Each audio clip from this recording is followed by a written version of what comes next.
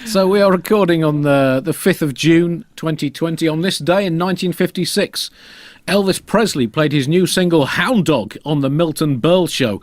He scandalised the audience with his suggestive hip movements, and it was a slippery slope, really. The hip waggling of the king of rock and roll led directly to the discovery of sexual intercourse sometime in the early 1960s, 1963, I believe to be precise, and the subsequent surge in global population resulting from that, because it proved a far more efficient form of procreation than previous techniques of prayer, witchcraft, stalks, and sculpture.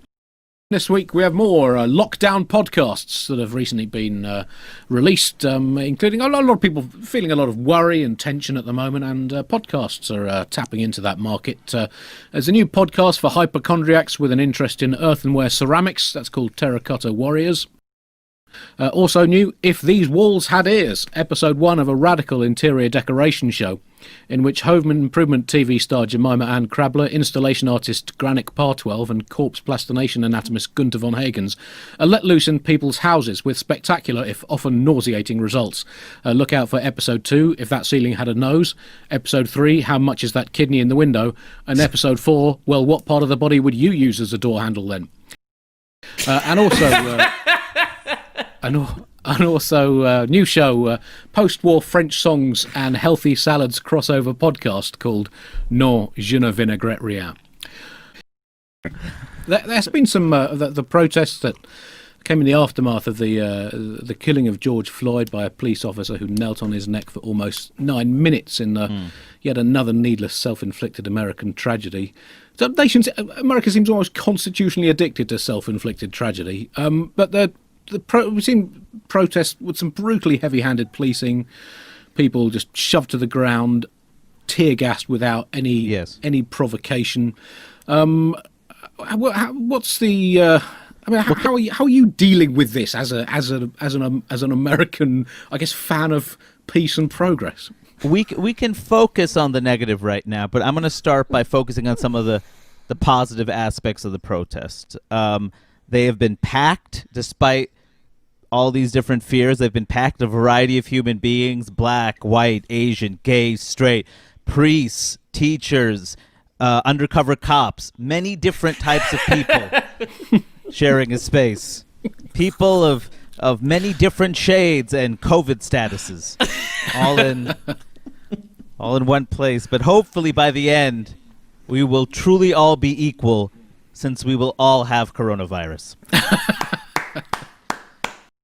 On that subject, thanks also to Spike Lee, who, interviewed by the BBC this week, outlined some of the slight flaws in the history of the USA that contribute to the current situation. He said the land was stolen from native people, genocide was committed against the native people, and ancestors were stolen from Africa and brought here to work. So the foundation of the United States of America is genocide, stealing land, and slavery.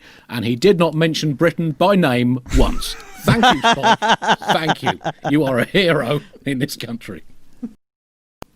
A reporter did ask him, "Is that your Bible?" And he replied, "It's a Bible," which really is something that someone would say if they just looted and stolen a Bible. But I think the greatest question was someone was asking, "Mr. President, what are your thoughts right now?" And Donald Trump replied, "We have a great country. That's my thoughts."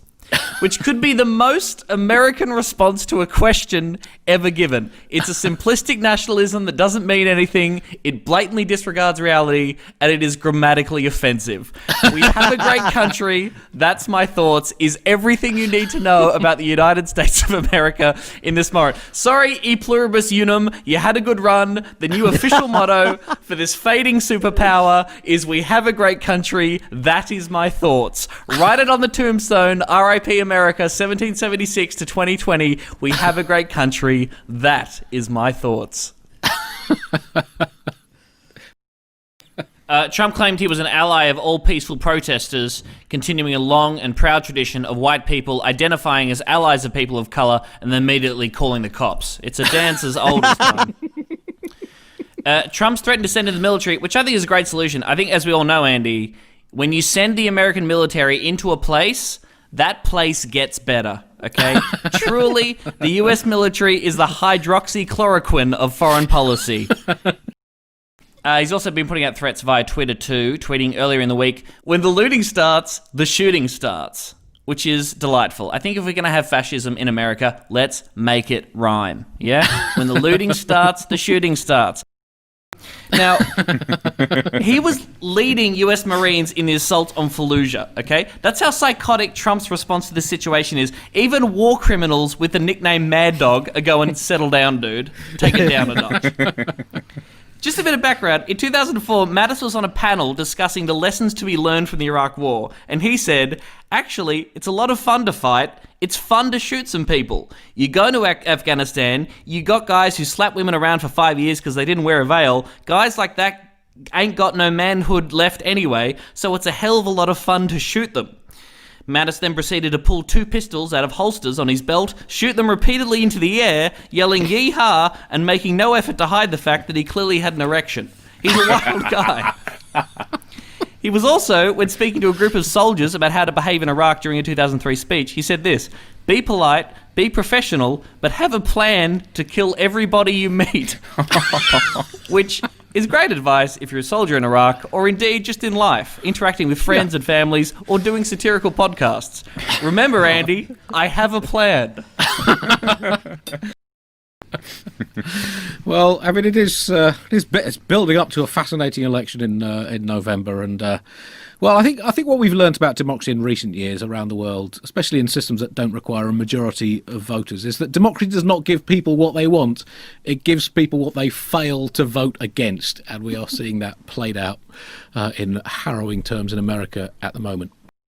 I was really shocked about the global response to this. The fact that all over the world, in a variety of cities with different populations, people marched in solidarity with what's happening in the U.S. regarding police brutality. The thing I'm shocked most about is that people did this despite the fact that we would never do that for them.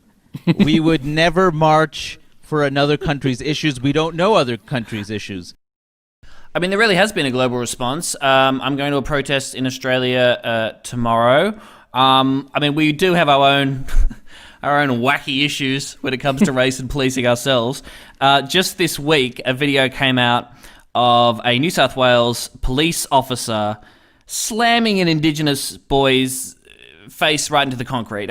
He's being arrested, kicks his legs out from underneath him, slams his head right into the concrete there. And the New South Wales Police Commissioner defended the officer, claiming that the officer had a bad day. Whom among us, Andy, when having a bad day, hasn't swept out a young black kid's legs and smashed his face into the ground? I mean, hey, we all hate Mondays.